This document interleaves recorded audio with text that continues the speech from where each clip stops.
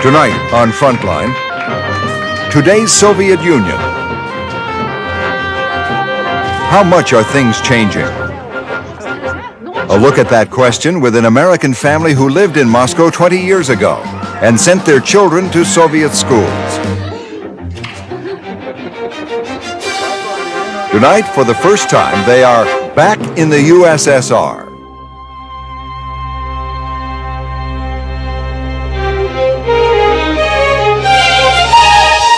From the network of public television stations, a presentation of KCTS Seattle, WNET New York, WPBT Miami, WTVS Detroit, and WGBH Boston.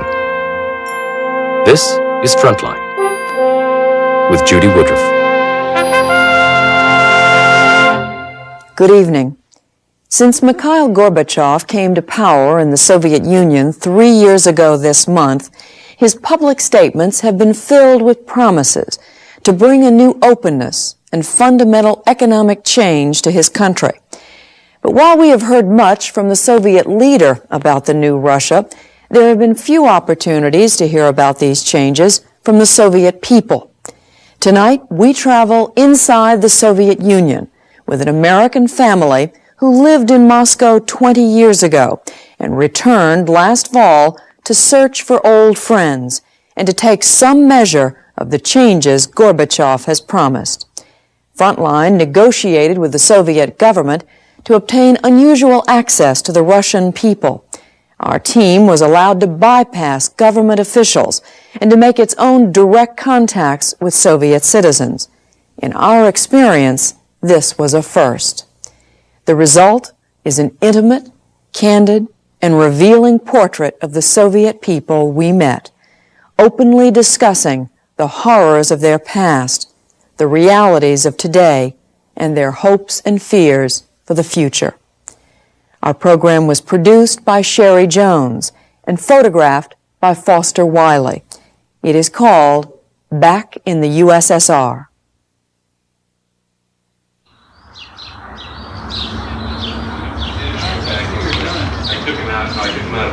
Oh. Yeah, why don't I put them in for... What are you doing? The potatoes. They were once called an American family in Moscow. That was 20 years ago, when Jerry Schechter was the Moscow bureau chief for Time magazine, and he and his wife Leona and their 5 children lived for 2 years in the Soviet Union. Where are you? I'm not in the picture. How come? I don't know. Hey, look, there's Dad's signature in Russian. Really? Yeah. Gerald Can you read it? Schechter. Yeah. Together, they wove their stories into a book about life there. This year, they decided to go back. Yes. It's great to be together with you all, and let's have fun, huh?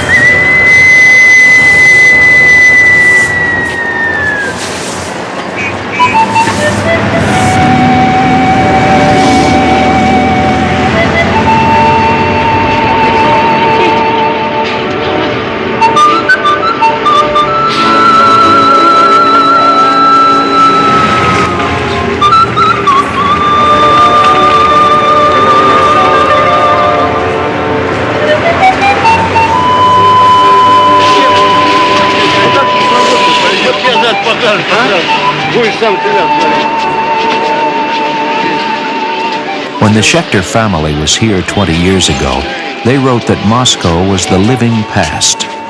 They called it a stagnant society that did not change. Today, it is the Soviet Union of Mikhail Gorbachev, and they have come to find old friends, visit familiar places, to see for themselves if it's different, if things have changed. For 3 months, they'll be back in the USSR.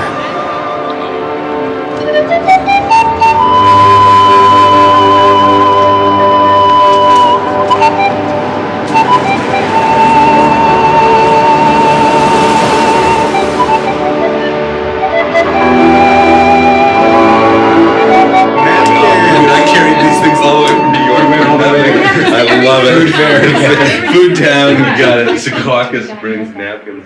When they lived in Moscow before, Jerry and Leona chose to live in an apartment away from the American enclave.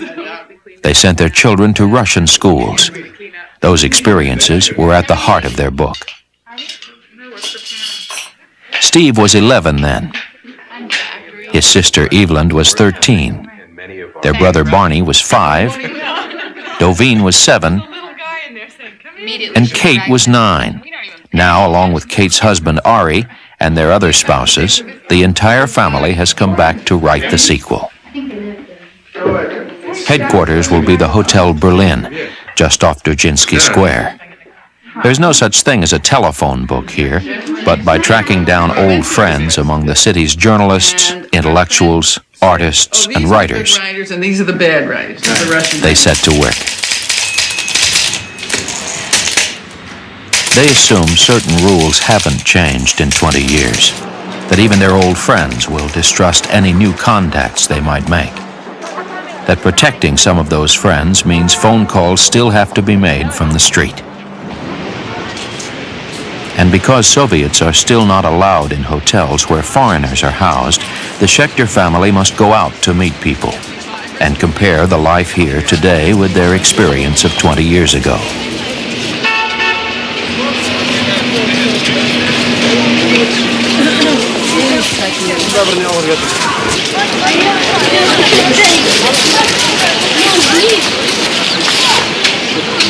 Attending this school had been one experience that was uniquely theirs.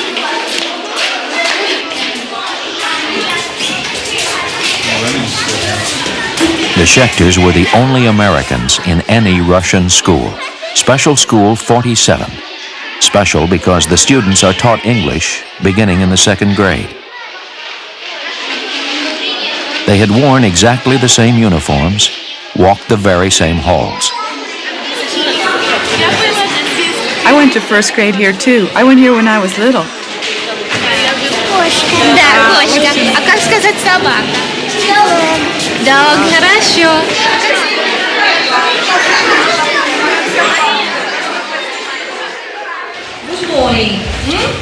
Good morning. Нет, они еще только это сейчас. Так, за команду Буратино.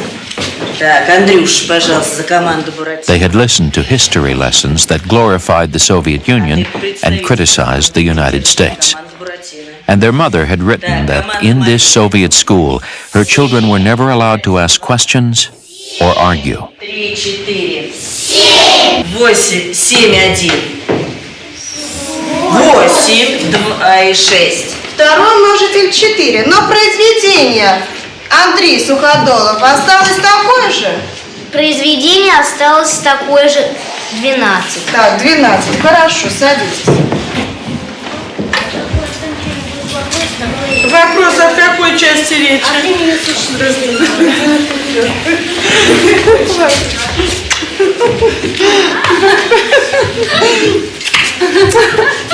I recognize you.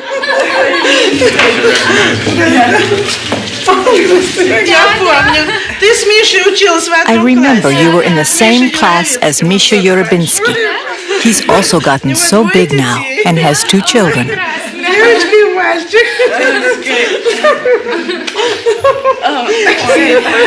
he looks exactly the same.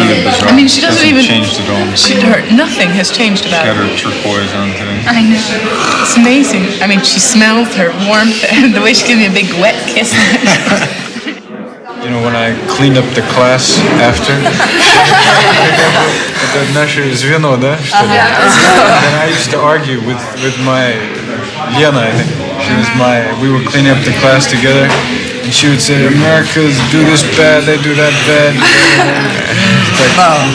There's so much racism there, and you're just a slave to the capitalists there. She used to tell me all these kind of things. Argue with her. I think it's changed since then, no? That was a long time ago. Americans are so very happy, they're, you can always talk with them about anything you wish. And I think Russians are too Communicative. Yeah. Not uncommunicative, but it's rather difficult to communicate with a Russian on the street because maybe. Maybe. Why are you asking me? Well, on the street, people have certain ideas. So there's a right way and the wrong way. The wrong way. In America, it's much more free-flowing. As a critique, our press, some years ago they wrote only bad things, only politics about America. And now we just read about life in America. Practically all American children work. They sell ice cream or hot dogs or something else. It's true. We need money in summertime. Even Not only in summertime. Yeah, we want to work in summertime. But see, we were afraid for some time to speak openly, and now we're not afraid. Really? And you see, we became more communicated. So when do you think that started? Sorry. When do you think that change started? Maybe 2 years ago. 2 or 3 years ago. You feel it yourselves, huh? Yes.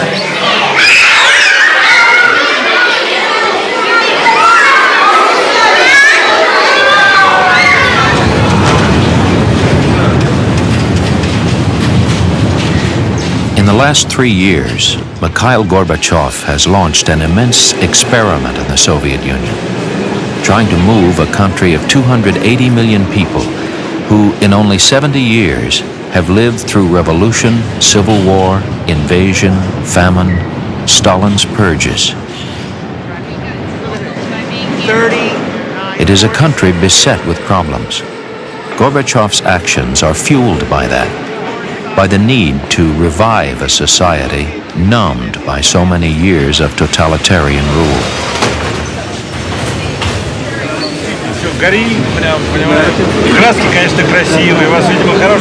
The changes are happening, he tells them, though not as fast as we might want, because it can't all happen at once.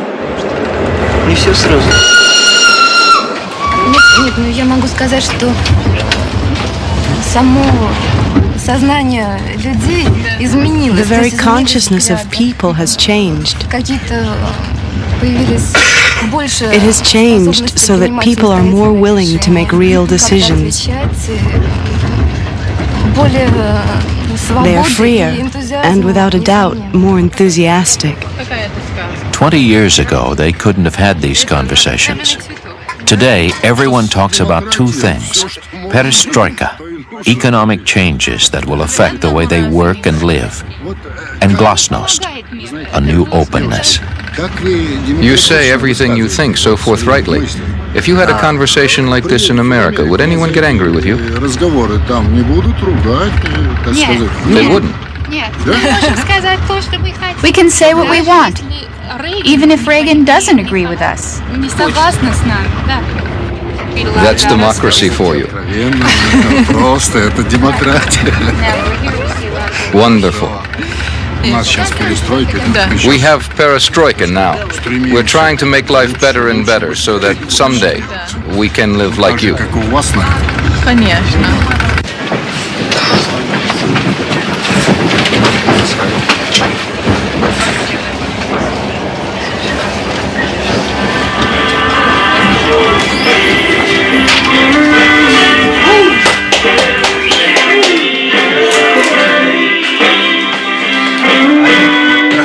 Many young people have already carved out a life that seems familiar, like the crowd at this unofficial fashion show.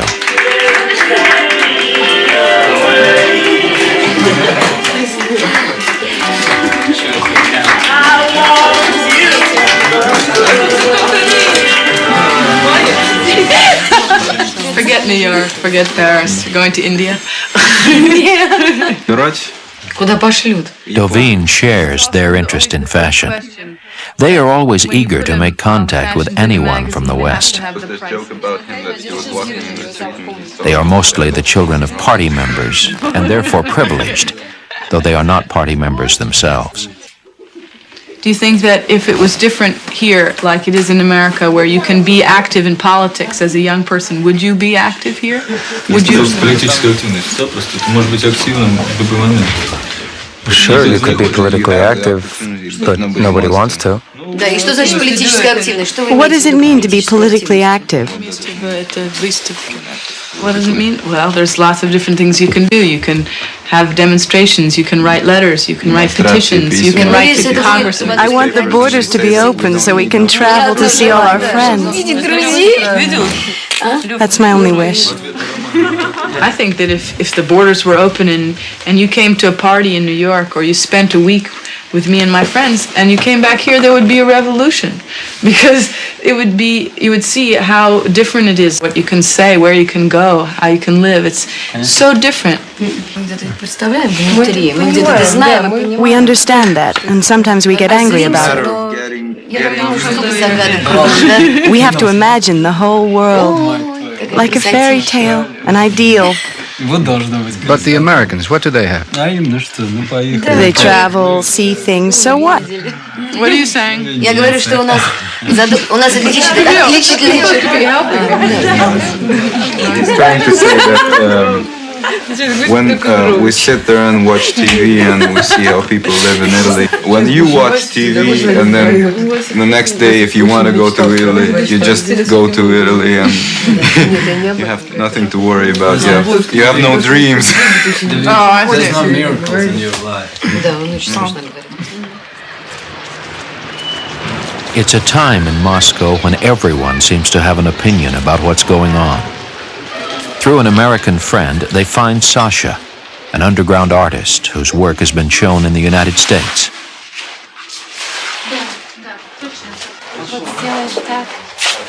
Skeptical of the promises of glasnost and change, he and his wife even kept their daughter out of the state kindergarten. We want her to be a normal person, without the influence and opinions of the official dialogue. We're her parents. We love her more than the government does, so we look after her. Now we have a problem that arose from her first day of first grade.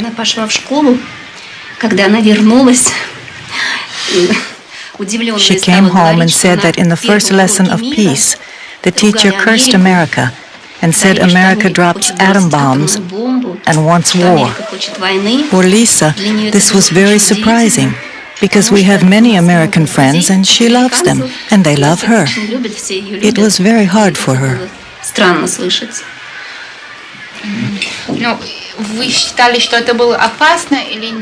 Did you think that it was dangerous or not? That we kept her out of kindergarten? You're not worried about it? Of course we worried. When she went to first grade, it was for us a serious trial, because we don't have good memories of our own school experience.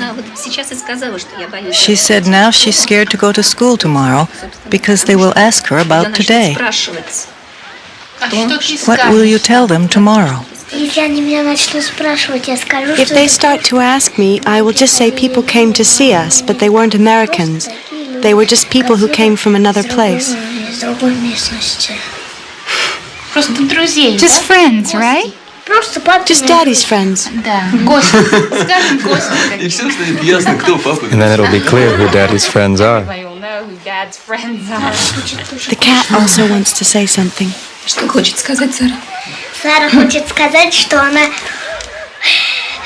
Sarah wants to say that she also knows what school means. Tell them, Sarah. You have to be careful in school. You shouldn't spread any family secrets.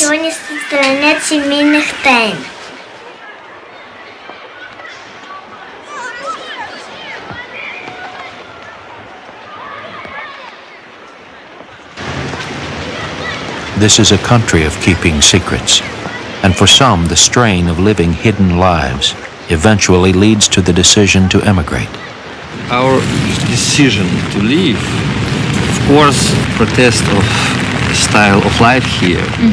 It is atmosphere of double thinking and constant lie. And we tried to live our own way, and we didn't want to participate in the style of life. And so we brought up our daughter in another way, of course. Never lie, never double thinking, and it was very hard.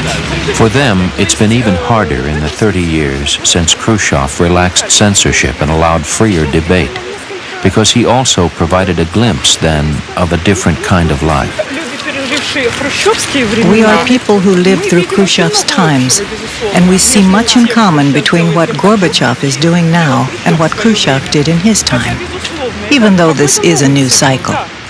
They've seen things turn around before. When Khrushchev came under fire, the first to suffer were the intellectuals who had bought into his promises of change. Everyone who wants the changes to continue is afraid that they won't. Everybody from their generation.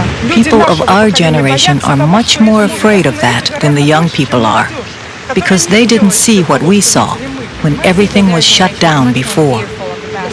All thoughtful people hope perestroika won't stop. They're afraid. People our age lived through the disappointment of Khrushchev's times. That was a time of bitter disappointment.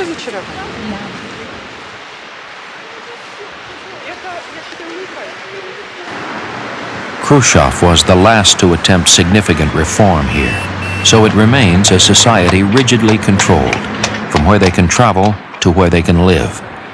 For many, less freedom is a trade for the certainty that the system will find them a place, provide a job.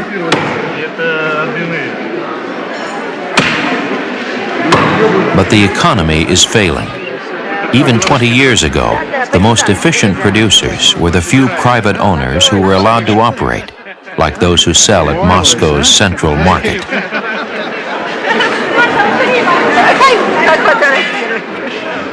By promoting this sort of profit and competition, Gorbachev promises to cure an economy that yields shortages and long lines.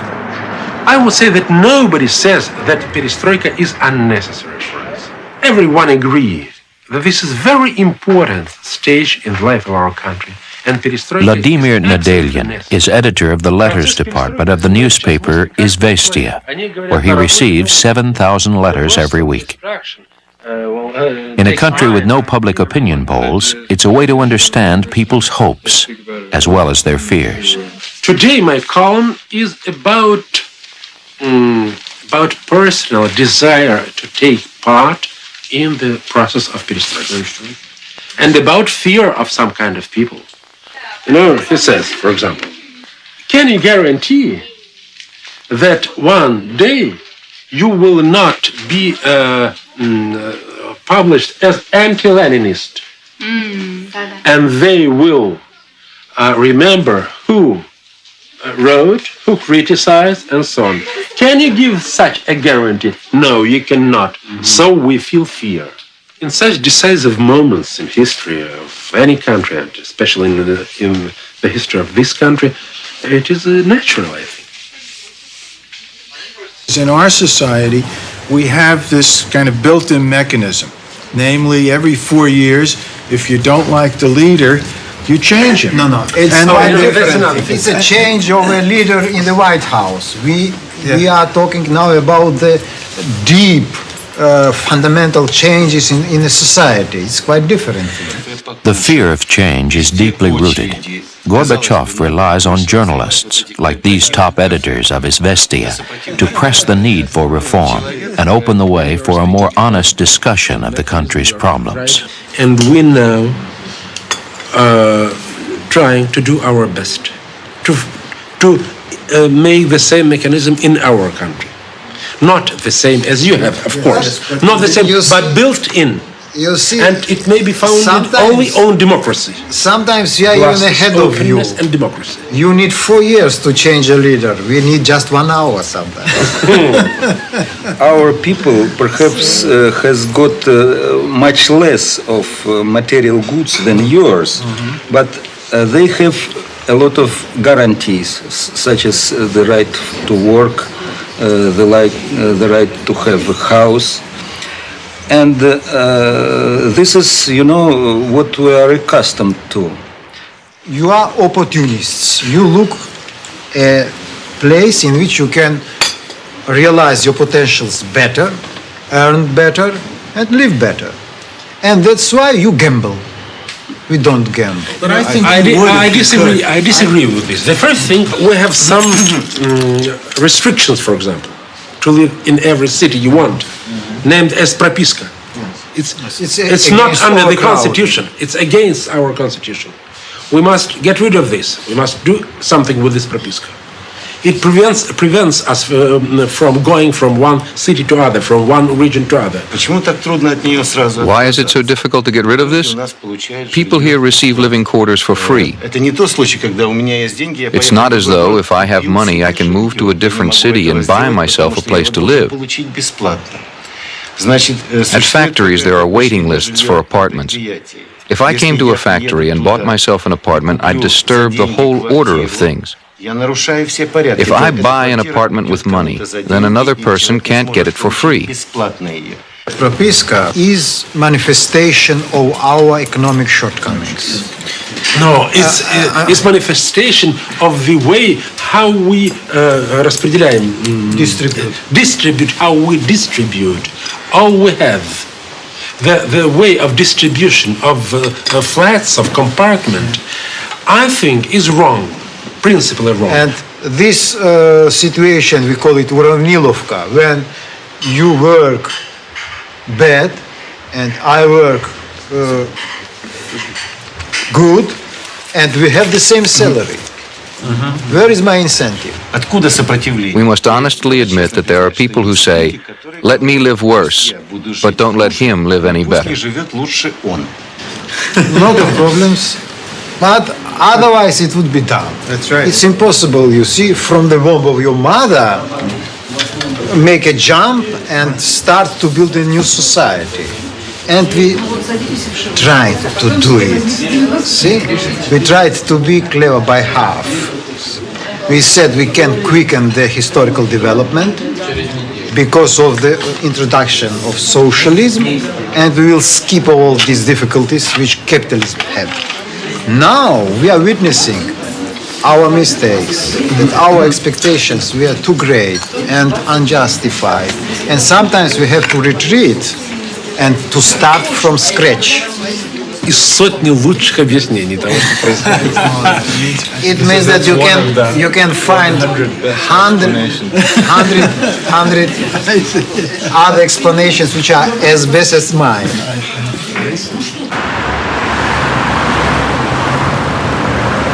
Years ago, people were arrested for saying what's now published and sold at every newsstand.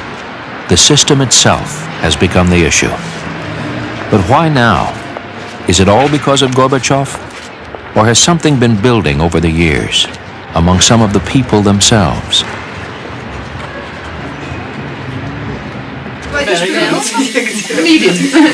They were the family's closest friends, two couples who dared to befriend Americans. It was the kind of intense friendship one finds here, based both on honesty and humor about life and living in Moscow. The plumber said there's a hole and the hole needs to be fixed. We have to replace everything. This is bad and that's bad and that's bad, and we have to throw it all out and start over. What can I do, Ivan Petrovich? Help me, please. What can I do? I don't know. You can't fix it at all? No, it'll keep on breaking. So he says, okay, I'll try and get you the parts you need tomorrow, but certainly you realize it's not going to be easy. Don't worry, I tell him, we'll find a way of showing our gratitude. I'll come tomorrow at 11. No, 12. I have to work tomorrow. Oh, well, in that case, I don't know what to do. Okay. So you sit and wait all day and skip work. If something breaks, it's a disaster. No matter how long the shopping lines, nor how small the apartment, nothing is spared when friends arrive. Dissidents 20 years ago, they have good jobs now. And that is a measure of how, in the years the Schechters were gone, change was already coming. Because Gorbachev was prepared at that time, and the reforms were prepared at that time, and the psychology... They see themselves as the children of Khrushchev. Their fathers were the children of Stalin. People of my father's generation when they crossed the Red Square, they didn't even, it was even not possible to look. It was not impossible, but they were feeling not comfortable. But it was better not to look. Better not to look, you see. Better not to meet foreigners. Better not to speak to them. Now, there are different ways to behave. You may choose the official career, and then you will be very constrained in your behavior. But you can choose, and this is quite possible. It's not dangerous. So we do not know the danger, maybe, but I think it's not. And of course, it's the different mentality, I think, already. But that's some progress then. Yes, of course, of course.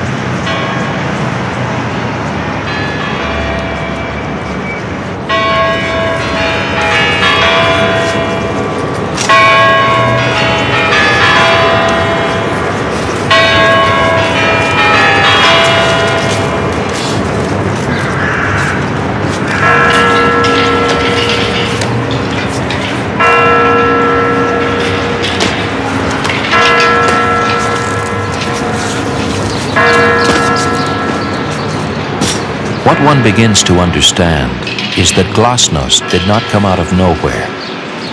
The generation that came of age during Khrushchev's time saw the possibility of change. And though their hopes were disappointed, they weren't all destroyed. An entire intelligentsia went underground to wait.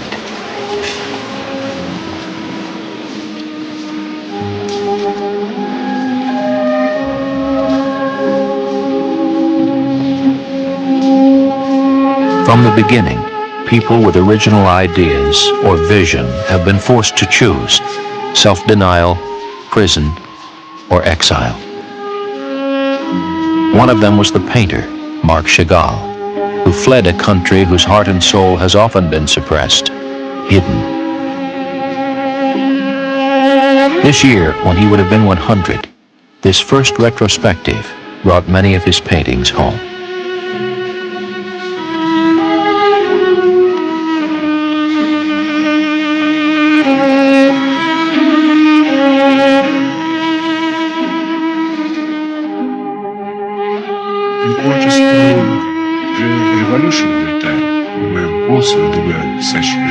Like Chagall, there are still Jews here for whom life is intolerable. Jadwiga and Ben Charny are two. Though their daughter has been allowed to leave, they are among the refuseniks who are still denied the necessary permission. But when I applied, they fight me. That was a very common thing for refuseniks. I don't know whether this fact or others affected me, but I got sick with cancer just a year after I had applied.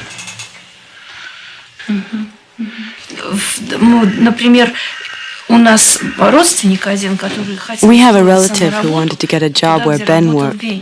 His passport says that he's Russian, but he has a Jewish name, Brachman.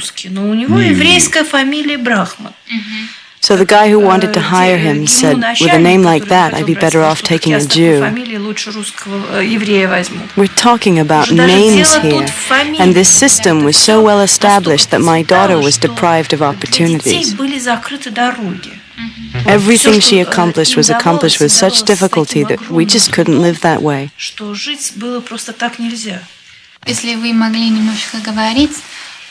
What was it like at the airport when Anna was leaving?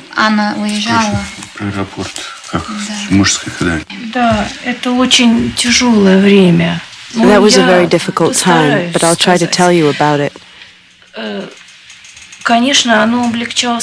course, it's been made easier because I hope that it won't last for long.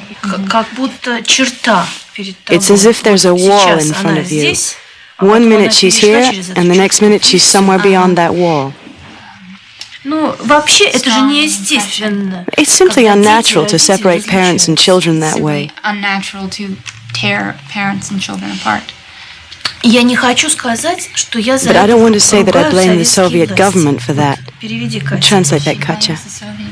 No. She doesn't want to say that she blames Soviet. Oh, she doesn't want to say that. No, she doesn't. Blame I can't blame the government for something that I'm happy about. I'm very happy that she left, because the life of a refusenik it's impossible to live that way. After 8 years of trying, Anna, her husband, and child left for the United States. They've been gone just a month.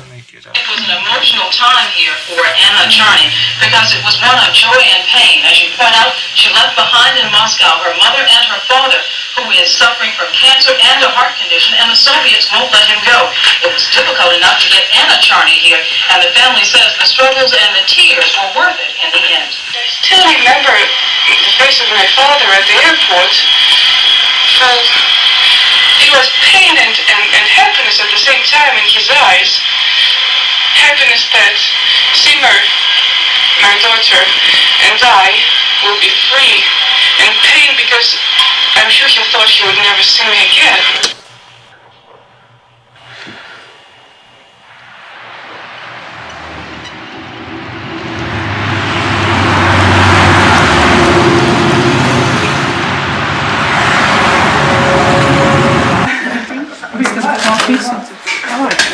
We also have some mushrooms. Should we save them for tonight? Let's have mushrooms now. Don't you want to try that squid? Is it canned squid? Yeah, nobody wants to eat my squid. Canned squid. Why don't you eat it yourself, Dad? Well, I need some party souls to... But people still are not sure about what's going on, don't you think? I mean, some people are speaking out and they're taking risks, and they think that, you know, maybe it's like that's going to... The level of discourse has risen to a new level, but the ground rules are basically still the same. That you got to watch your behind. Well, you feel the friends who say they're not worried about coming to the hotel. They still say, "Please meet me exactly, at 1 o'clock downstairs, so that I don't have to be down there." Well, they get harassed if they come. And one of the things that they have here now that we don't have, which is the reason we came here, is that there's a real excitement in the air. There's a sense of national renewal. There's a real feeling that people are trying to do something. They're trying to rebuild the country. And sure, they have problems. Sure, it's a gargantuan task. But the fact is that you meet like the editor of Izvestia or the editor of Aganyok, and these guys are on fire. It's the time of their lives, and they're spreading it. And I think that's what's... Well, that's what we don't have that they do have. I think there's a lot of cheerleading going on here, and some of it is very effective. Yeah, but that's a real cheapening of it to say it's cheerleading. But Dad, what if there is a backlash? That's right. They're the first ones whose heads will roll for being un-Leninist. Those people who stuck their necks out and put big slogans up in Izvestia saying, "Oh, we've got to look at the past and come to grips with what really happened before," are the ones who will suffer. So you can say they're cheerleaders right now, but the other side of the coin is they're taking a risk with their very lives. I didn't mean to imply that they weren't, that didn't take courage and bravery to be a cheerleader.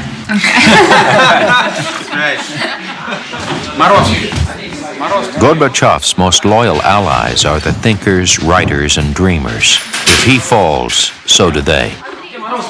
This group is Sovremenyak Theater 2, named after the first contemporary theater established in Khrushchev's time.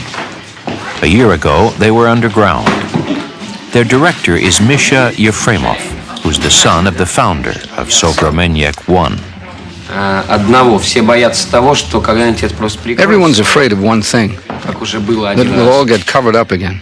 That already happened once, more than once. And to keep them from covering this back up, we need to push this thing that's happening now farther and farther open. Then it will be impossible to cover it back up.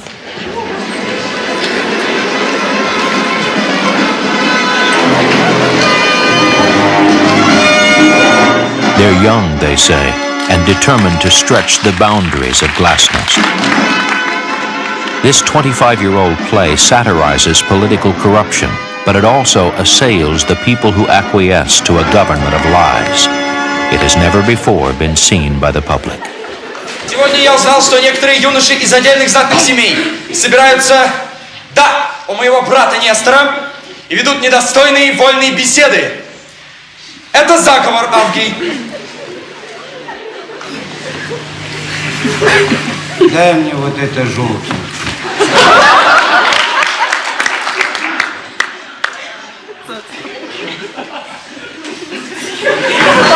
Ну когда я появляюсь, я не знаю, I don't know why people laugh when I appear.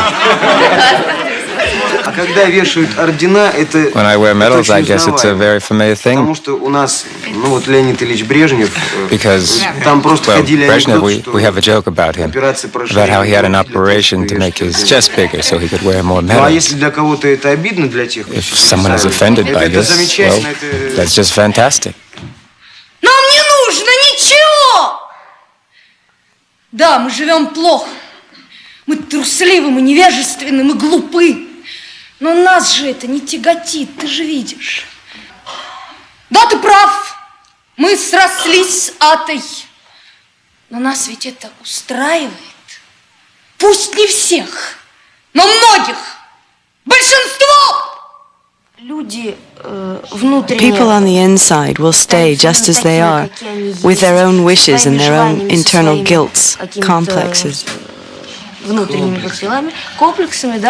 if they say they will change, they aren't telling the truth. Вот ты в этом хрюне всю жизнь превращался в скотину, а ты человек. Ты только поверь, а ты понюхай, как ты живешь. Вас надо носом! Его, чтобы вы поняли!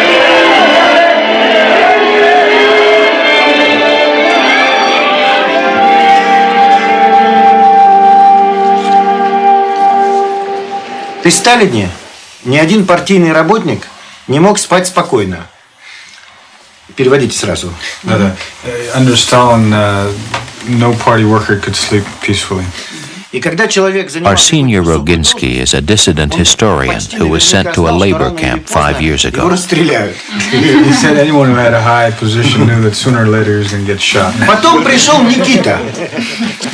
Никита все время все перемещал с места на место.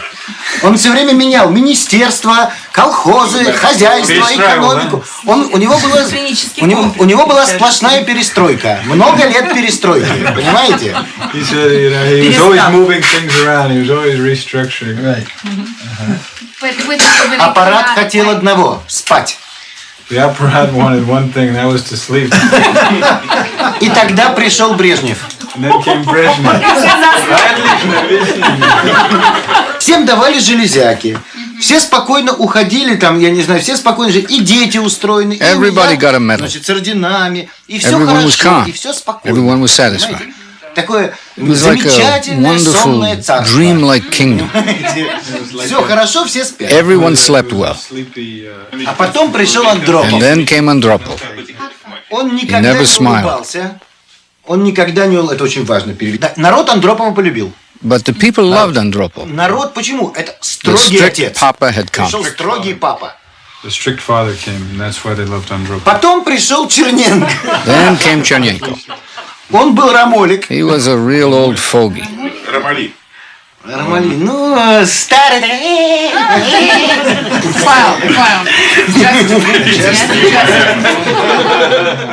А потом пришел Горбачев. And then came Gorbachev. Самое страшное в моей жизни, я как сейчас помню. В лагере, приход Горбачева я встретил в лагере. And the most frightening thing in my life happened. Комната политическо-воспитательная I was in the работа, camp, политическая and there комната. was a special room for political work, where officers would tell us political information. И в этой комнате висел And in this большой room hung a giant poster of the moral code of the builders of communism. Моральный кодекс строителя коммунизма. И вдруг открывается Suddenly дверь, the и door входит opened, and in пьяный walked the начальник drunken оперчика. boss of the camp Он police, говорит, saying, «Снимай». "Take it down." Я, значит, So беру этот плакат, I started to take down this poster that had hung there for over 20 years. Вот. Я говорю, почему, And I said, гражданин "Why, начальник? citizen director?" Он говорит, And he said, Устарело. It's gotten old. Ох. Я говорю, чего? I said, what? Все устарело. He said, взял плакат. Everything has gotten old. And I understood there'd been a revolution. Once again, the apparat would not be able to sleep. Снова не может спать спокойно. They are in the tradition of patriotic dissidents here. They choose to stay. They accept the risk. The friend who owned this apartment died in prison less than a year ago. Это была просто моральная позиция. It was simply a moral position. If I wanted to say the truth, I understood I would go to prison for it. I said it, and I went, and that's all.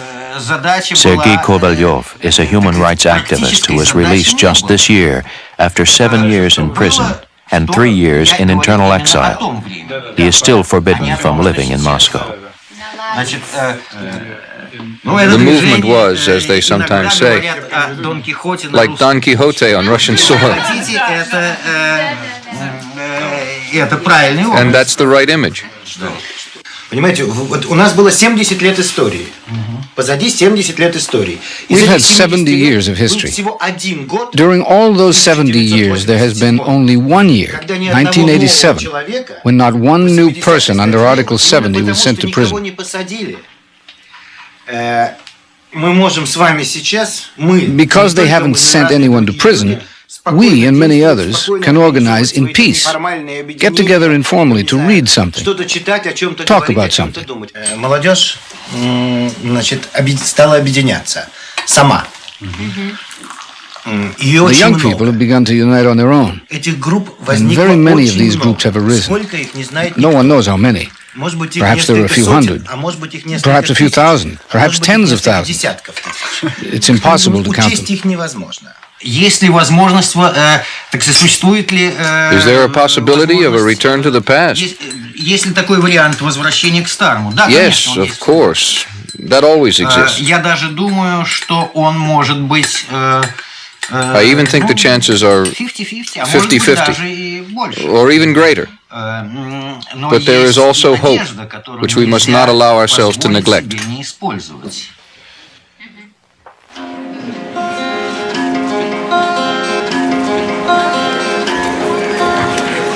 Мы улетели в небеса вот скоро целый год назад, и впереди ждут не леса, а сущий звездный ад.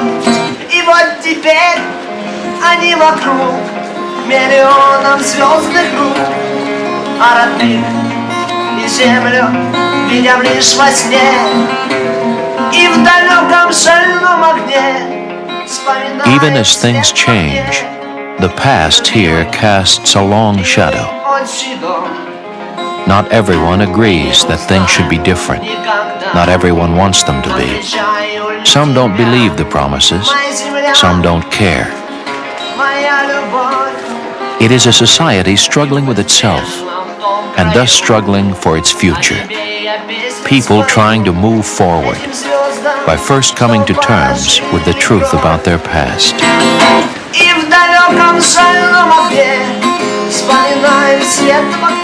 The official veil is officially being lifted.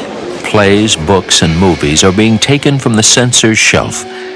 Millions of Soviets have seen this film, Repentance. It is a nightmare of Stalinist terror.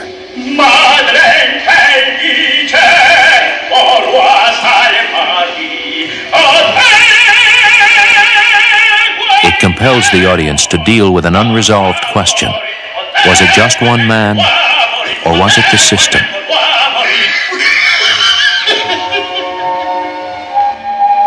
One scene is painfully real. As happened in the time of Stalin's purges, word is passed among the women in a village that logs have arrived at the railway yard, bearing carved initials from prisoners in distant labor camps.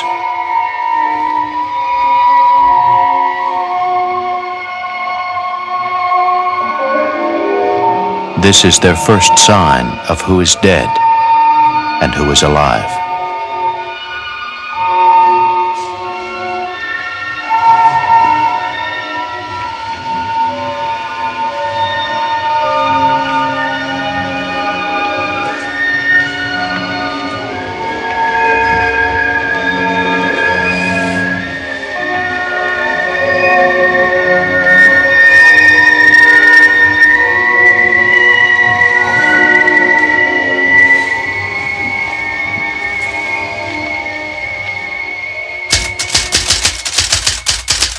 When history has been concealed, writers like Anatoly Pristovkin become the true historians.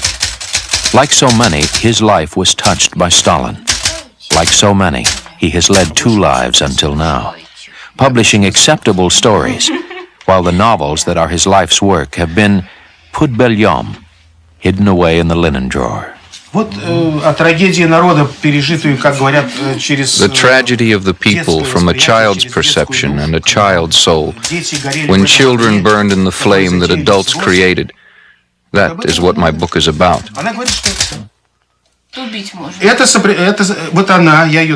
This is all that remains of my childhood. As a child during the war, he was shipped to an orphanage in Siberia, where he survived by winning a game whose prize was a scrap of bread.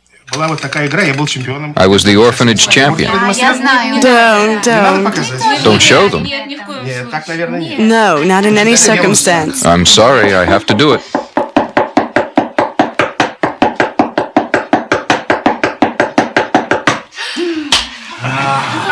In Siberia, he saw Stalin's forced relocation of entire populations and the resulting famine that killed 7 million Soviet people. And was your sister with you then? Люда с тобой была, да? Yes, my sister was then 5 years old. I even wrote in a story how she starved more than I, since I was 9 years old and I could steal. She was small, and her portion of bread was always stolen. When she got desperate, there was an aquarium. She would get up at night, catch a fish, and eat it alive. And this saved her life. But when they noticed the fish had disappeared, she was caught and badly beaten.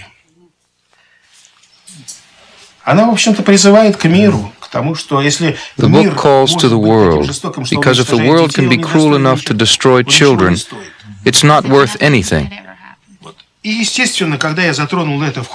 Naturally, when I touched on this in my novel, it frightened everyone. How can you tell about what happened then? What will people think? They'll think we've begun to tell the truth at last. We hid the tyranny which we tried to ignore. But if I'm wearing a white shirt and underneath there is a wound, the shirt does not eliminate the wound.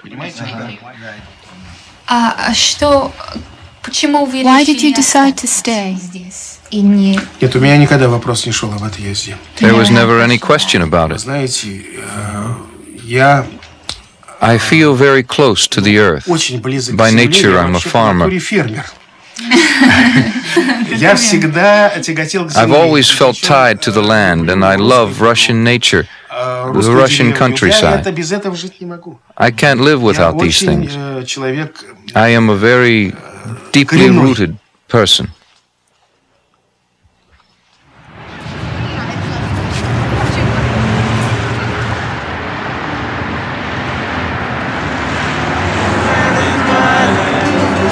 California, to the New York Island, from the Redwood Forest. 18 years ago, the Schechter family had no farewell party.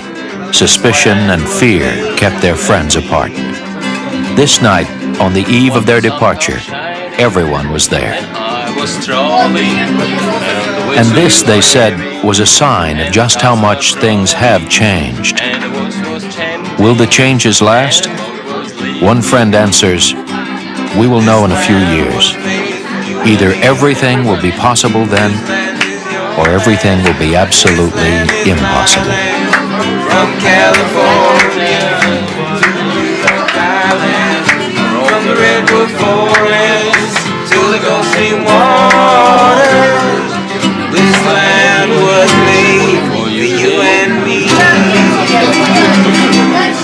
Hey, you know more verses than I know.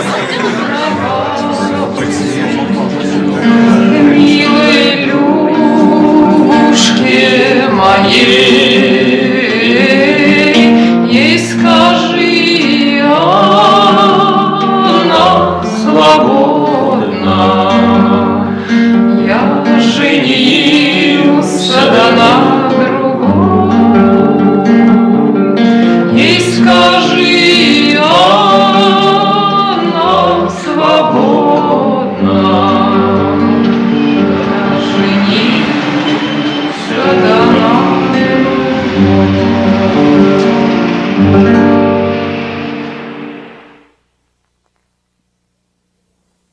Beginning this week, Frontline will rebroadcast an updated version of our 11-part series on the Soviet Union called Comrades, full of more revealing insights into the real life of the Soviet people. Comrades can be seen on many of these public television stations. Thank you for joining us. I'm Judy Woodruff. Good night. Next week on Frontline, a special investigation of one of the biggest toxic waste polluters in America, the U.S. military. For decades, the Defense Department has dumped deadly chemicals into the ground, and citizens across America say they are the victims. We have 23 cases of cancer, and I feel it's like a nightmare. Watch Poison and the Pentagon on Frontline.